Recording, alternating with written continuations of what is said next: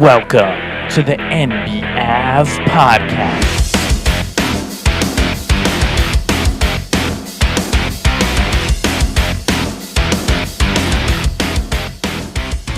Welcome back to NBAV and the NBA Avenue podcast. On the morning of February 26th, 2024, looking at the pulse of the league, it needs to start with the standings. The NBA felt, especially in the Western Conference, like it was poised to take a change. There was going to be a shift in the standings and the seating at large. You had, before the weekend, the Warriors beating the Lakers in a pivotal game that could decide which team ends up with the higher seed at the end of the year. The Lakers have been ahead of the Warriors for a long while, and now the Warriors finally closed the gap, culminating with their victory against the Lakers in LeBron's absence. You also had the Mavericks running off 7 victories in a row before last night, and they were poised to move to the 6, to the 5. They were in this battle with the Suns and try to really stay out of this play-in territory off of the nice elongated win streak. Going the other direction, you had the Pelicans, who had won a whole bunch of games, beating up on bad teams, and you had the Suns, you had the Sacramento Kings, who looked like they were trending downward with a couple of lackluster games, and then after last night's games, everything seems to have temporarily stalled. The Warriors were unable to get the victory against the defending champion Denver Nuggets. In a game that started off very promising for the Warriors, Klay Thompson was very hot off the beginning, and this is the up and down roller coaster season for Klay Thompson, and that's the way it's going to continue to go for the rest of the regular season. You thought that Golden State had it going. You thought that Golden State needed the victory, where Denver really doesn't need to win very many games the rest of the way. They will be okay regardless. And what ended up happening was Denver came back. They scored 14 straight at the end of the second quarter, and they ended up taking over the game down the stretch to the point where it wasn't really that close at the end. Golden State turned the ball over too much. You could see what they were looking for in the passing, but there were a lot of turnovers where the Warriors tried to move the ball very well, and they ended up getting the ball inside, but it was off fingertips. It was kicking off of knees and legs, and the ball was going out of bounds. The ball was getting turned over, and the Warriors really couldn't afford to do that because it's hard to get stops going down the stretch against the Denver Nuggets. They're very good at getting to the foul line. They're very good at getting good quality shots with Jokic and Murray at the helm. And, of course, the supporting cast led last night by our favorite slam dunker, Aaron Gordon. So it's a hard team to get stops against. So when you're turning the ball over, it then becomes extremely difficult to beat them. So Golden State squandered their opportunity to move ahead of the Lakers and stay there last night by turning the ball over too much against a team who played all around a pretty good game. And then what you have now is the Warriors are still behind the Lakers, and that move in front of the Lakers is going to have to come on another night. Again, you had the Dallas Mavericks, winners of 7 in a row. They now lost last night in a game against Indiana, where Indiana can do this. You know, from time to time, Indiana does do this. They play like the team of the future versus the team where they technically should be in the present. You have Tyrese Halliburton looking like the better player on the court last night. He was the alpha in that one game against Luka Doncic. Halliburton was able to cook. He was able to get switches on when he had the ball and get defended by Maxi Kleber, and he was able to really cook him to the bone. And Indiana, they're able to do that when they bring the defense, when they're able to get stops. And there were 3-4 minute stretches of that game where Dallas was struggling to get buckets. Now, that can happen because you win 7 games in a row. You're not going to have a great game every single night. And there were even other games in that 7 where Dallas didn't have great nights shooting the basketball and they could have lost, but they ended up doing it in other ways. They improved their defense, and this shouldn't get them down. Where they were really poised to go to 7 to 6 to 5, they stalled. Like the Warriors, their opportunity to move firmly in front of some of these other teams was squashed for the time being, but they still have plenty of opportunity. They are sitting a half game back of 3 teams. What you have right now in the Western Conference standings are 4 teams that are ahead of the pack. The Timberwolves and Thunder tied at the top, and the Nuggets and the Clippers just behind them. And then you have 5, 6, and 7, which is now Sacramento, Phoenix, and the Pelicans, all with the same amount of games back. They're tied 5, 6, 7. The Kings have played they've played 2 less ball games than those other 2 teams, but they have 1 less win, 1 less loss, exactly the same, nearly identical winning percentage. So those 3 teams are virtually tied with each other. And for the Phoenix Suns, it appeared that they were about to start heading into a panic. They lost some games. They lost a game without Nurkic. They lost a really bad game over the weekend on Friday night to the Rockets, which is a team that you really have to beat. There are teams right now in the NBA where when you see them on the schedule, that needs to be a guaranteed victory for you. And those teams right now are the Pistons, the Wizards, the Hornets, the Nets. Those are really the main teams. And then there's other teams on the fringes like the Bulls, the Hawks, and the Raptors, where they're a bit of a harder team to face. But they still, when you see them on the schedule, you have to take advantage because there are so many other teams on the schedule right now who are going to be bringing it to you in such a way where it's going to be a tough game. And you see them on the schedule and you're like, darn it. The Celtics, the Cavaliers, the Bucks, the Knicks, the Pacers, the Heat, the Magic. All of these teams are tough. And when you go into the Western Conference, the Timberwolves, Thunder, Nuggets, Clippers, Kings, Suns, Pelicans, Mavericks, Lakers, Warriors, all of these teams, those top 10 seeds, they all need victories. So when you see a team like the Utah Jazz, the Houston Rockets, the Memphis Grizzlies, the Portland Trailblazers, the San Antonio Spurs, you desperately need to take advantage of that because those teams don't need to win. And there are plenty of teams in the NBA who need victories badly coming down this final third portion of the season. So when the Suns play a team like the Houston Rockets, who are in the 12th seed, they're behind the Jazz, the Warriors, and the Lakers to try and get into a play-in. It's not going to happen this season. They're 4.5 games back of the 10 seed, and they're resigned to knowing that this isn't going to be the complete turnaround that they thought it would be behind Ime Udoka, the new coach, and Fred VanVleet, the new point guard.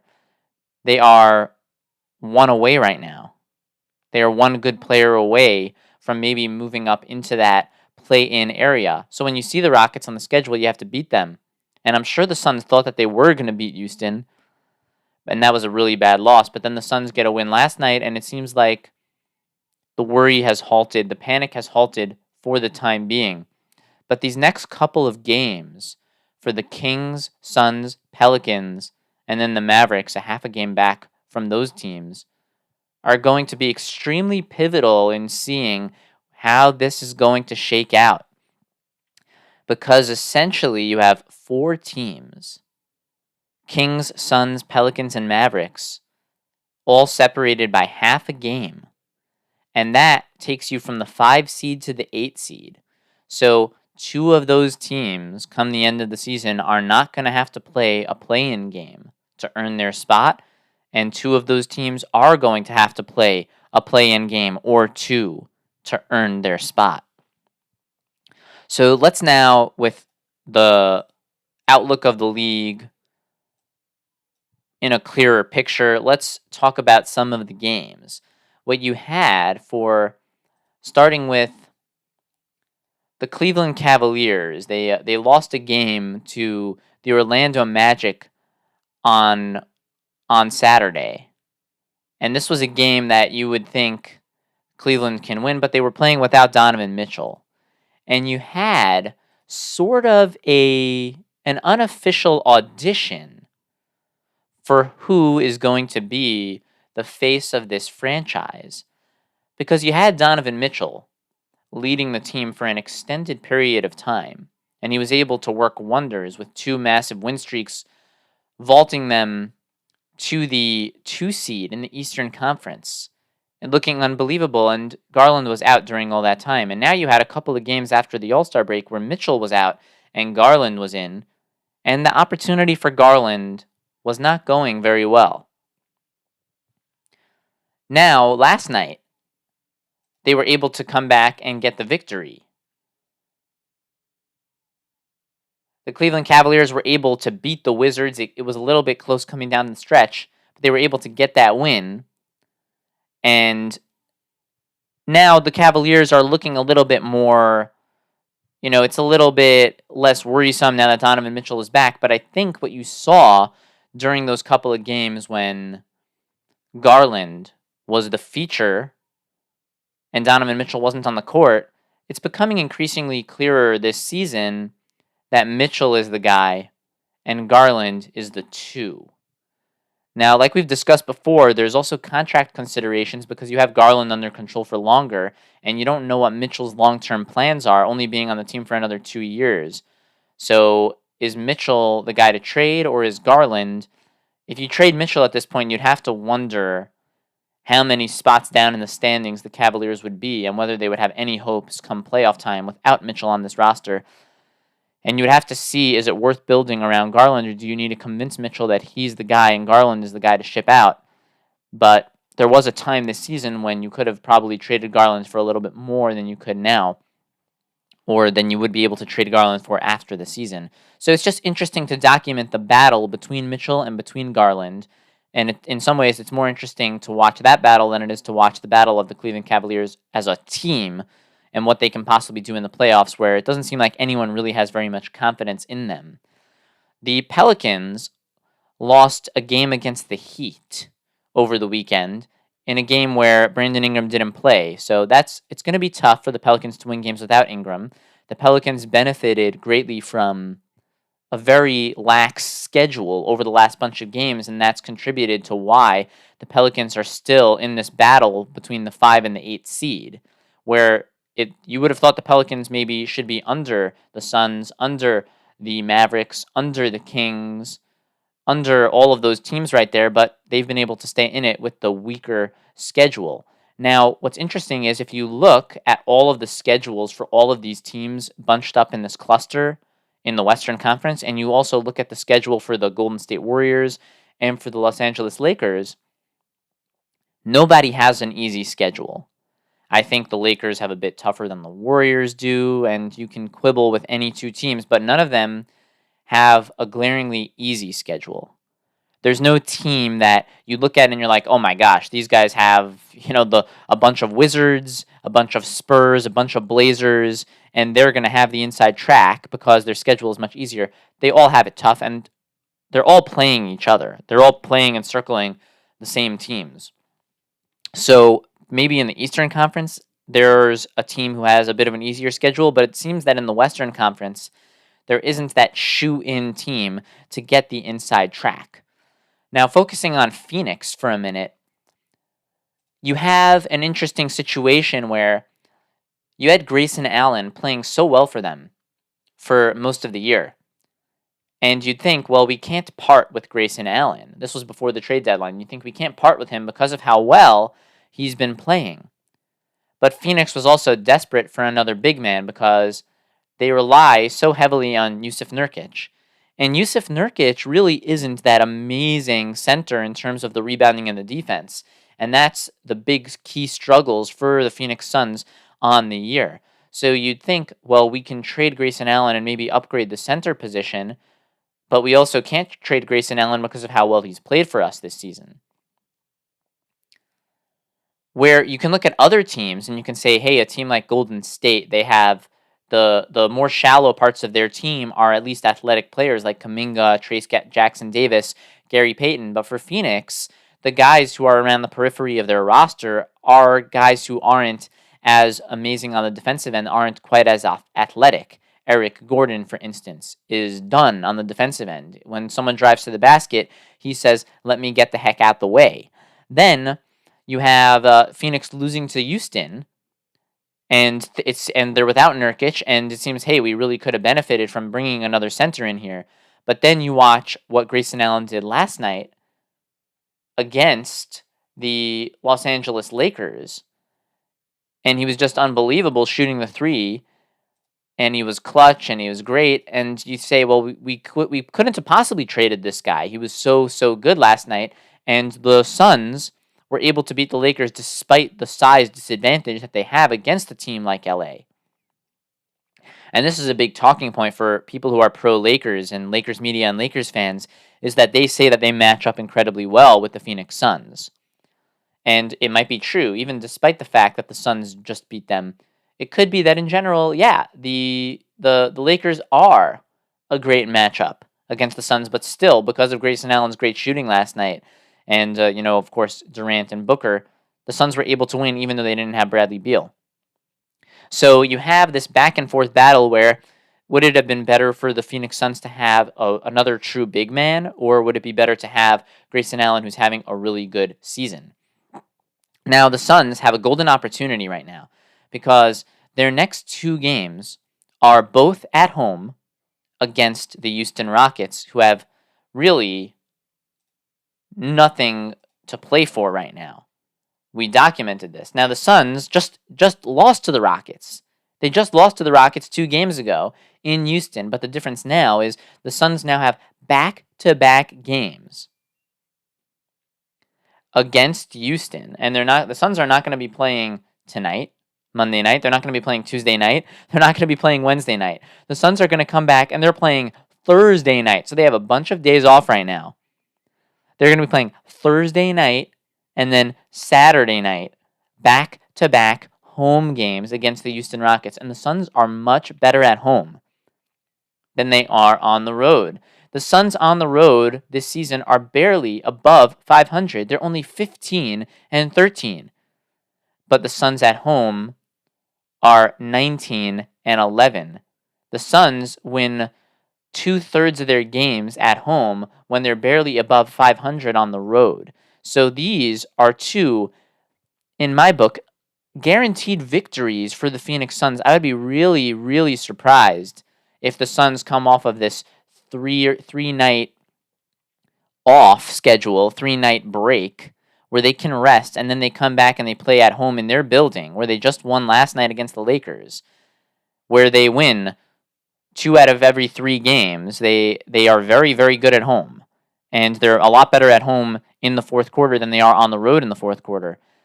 They can win these 2 games easily against Houston and put themselves in good position to try and stay in the 5 or 6 seed going the rest of the way. And then their schedule will get a lot more difficult after these 2 games. But for just these 2 games, the Suns have an absolutely golden opportunity. And it'll be especially helpful if over these next 3 nights where they're not playing any games, if they can get Bradley Beal back. Because when Bradley Beal is out, the roster is just so much more shallow because of who has to take his place. Whereas when Bradley Beal is playing, it limits some of these other guys who have to step on the court to try and fill his shoes. So the Suns have a really, really great opportunity right now. So despite the fact that they just lost to the Rockets, they have the opportunity to expunge that and get that bad taste out of their mouth by beating them twice back-to-back on their home court. So, from Sunday to Sunday, the Suns can really have a phenomenal week. Getting the win yesterday, not playing for the next 3 nights, getting a win and another win, they can finish out these 6 days and have 3 victories, no losses in the span of Sunday to Sunday. So that's a pretty phenomenal opportunity that Phoenix has got to take advantage of. Another thing that I was thinking about is that the Suns, with Kevin Durant in comparison to the Lakers' current season with LeBron James, there's a lot of parallels here. You have both of them aging superstars, with Durant being a bit closer to the peak of his powers. They each have a star player playing alongside them, with Durant having Booker, LeBron having Anthony Davis, and they both have a similar situation where the Suns have been missing Bradley Beal really badly so far this season. It really hurts them by the fact that he's barely played, and the Lakers have really missed that they spent some money on a point guard, and he hasn't suited up for them this entire season. And that's the player who played for them last season, for the player who played for the Heat last year, and he hasn't been able to suit up. I think he played what in one game this entire season, right? And that, of course, the player who we're referring to is, and I always forget this guy's name, is Gabe Vincent.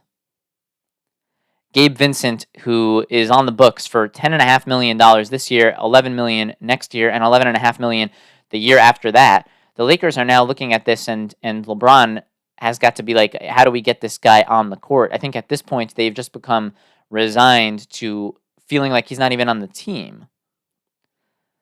But it really, really hurts them because he was supposed to give them flexibility where you have Vincent, Reeves, and Russell, and you would have been able to maybe trade one of them had all three of them been able to be on the court this season.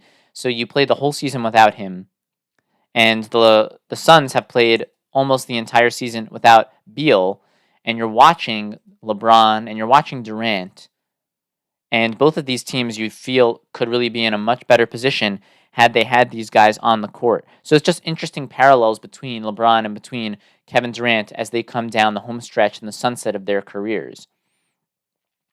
You had Milwaukee being able to bounce back after the All-Star break. They beat Minnesota. But when I watch them play, their shot selection is very worrisome. Right, so you have Milwaukee, and they have been struggling for quite some time with Lillard, with the games leading up to the All-Star break. I believe they were 3-7, which is unacceptable for a team with their championship-level pedigree and roster that they have right now. Dame Lillard goes in the All-Star game. He wins the three-point shootout. He wins the All-Star game MVP for whatever that means. And then Dame Lillard also is shamelessly taking those same type of three-pointers in the actual games as well. And he was taking those kind of really, really tough shots against Minnesota.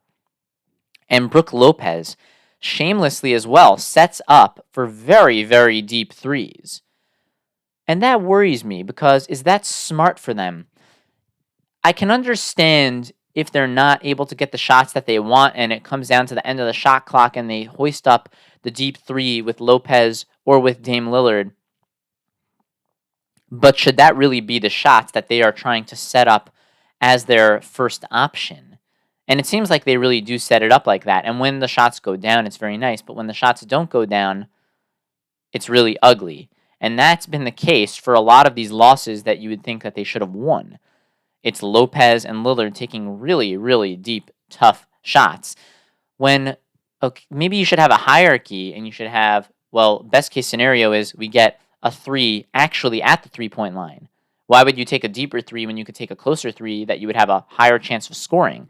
And why would you be taking deep threes when you can get layups or dunks? So maybe you should be setting up in a smarter way. I don't love the look from Milwaukee because it seems like that's their game plan. It seems like they're committed to the deep threes from Lopez and for Damian Lillard to be taking really tough shots. And against Minnesota going down the stretch, Lillard was hitting some of the craziest shots you'll see from anyone at any time. So that gives me some reason to have concern for Milwaukee if that's the way that they plan on playing come playoff time. And I think that it is, because why would they be playing that way now if they are going to have a totally different game plan come playoff time? I think that the way they're playing now is the way that they're aiming to play. I think they're practicing right now for the way that they are going to play in the playoffs. So that is worrisome for Milwaukee. Dallas, we already discussed, they finally got handed a loss by Indiana. There was a 4-minute stretch in that game where they only scored 2 points between turnovers and misses, and Halliburton was able to get the switch onto Maxi Kleba defending him, and he was able to cook him. Great win from Indiana. We discussed Golden State, And then we also have the Atlanta Hawks. And what's funny for the Hawks is they seem like they would need to win some games, but they can't really get that done too much. They finally got the win last night against Orlando without Trae Young. And if you look at the last like 10 or 15 games where DeJounte Murray's played against Orlando, he's won, I think, all but one of his last 10 or 15 games. It's a pretty strangely remarkable statistic that Murray just crushes the Orlando Magic. But what's interesting from the Hawks' perspective is the Hawks could lose all the rest of their games, and they would probably still be in the 10 seed. Now, I'm exaggerating slightly, but the Hawks could probably lose 3/4 of all the rest of their games, and they would still be in front of the Brooklyn Nets, who are 3.5 games behind them. So, with the Hawks being 25 and 32, so that means that they've played 55 games. 57 games, right? 25 and 32, 57 games. So that would mean that there's 67, 77. So about 25 games to go, right? 25 games to go on the season.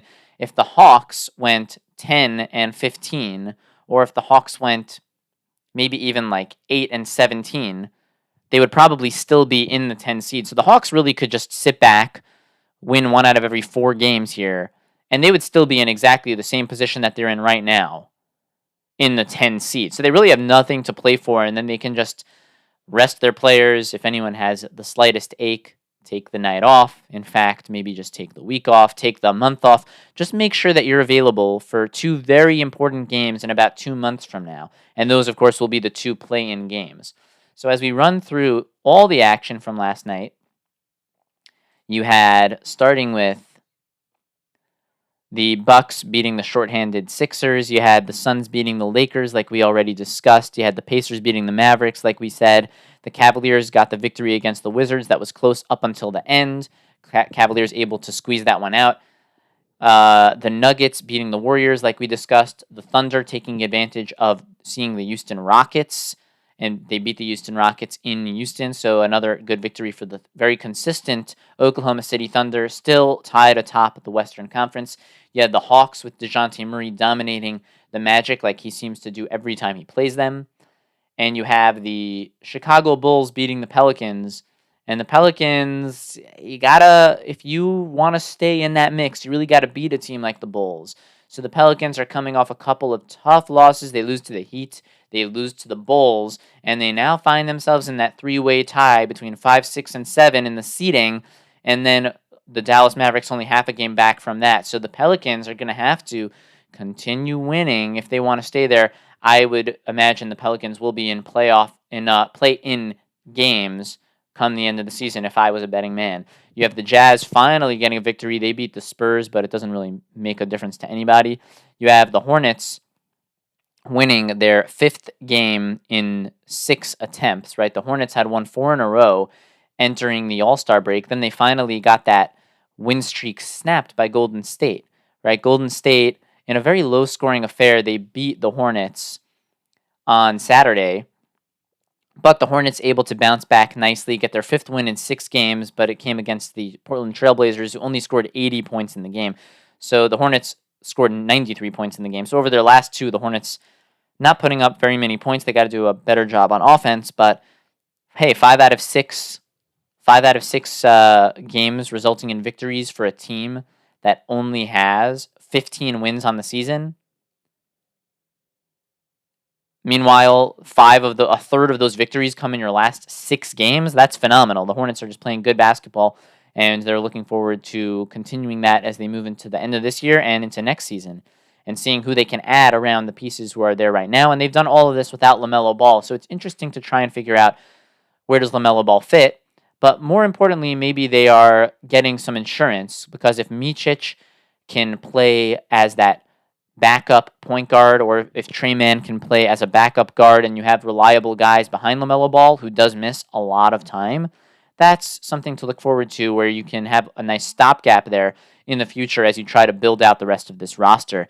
Then you have the Sacramento Kings pulling away from the Los Angeles Clippers in the 3rd quarter. And what you're seeing right now, the Clippers not really winning as many games over their last few as when they were on that hot streak. And it's because maybe they're just not executing well, but it's also partially because they don't need the victories as much. Whereas a team like the Sacramento Kings really does need the victories because they need to get firmly out of that play-in phase and into the firm 5 or 6 seed so that they don't have to mess around with playing extra games to win or potentially get eliminated from the playoffs before even a real series.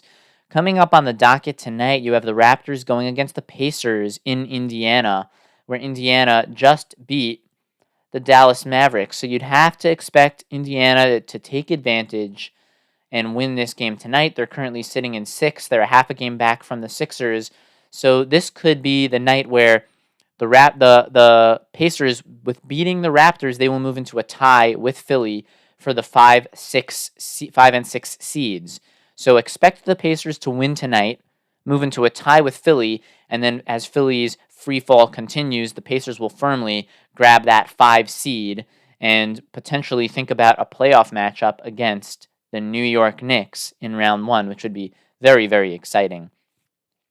The Knicks are going to face the Pistons tonight.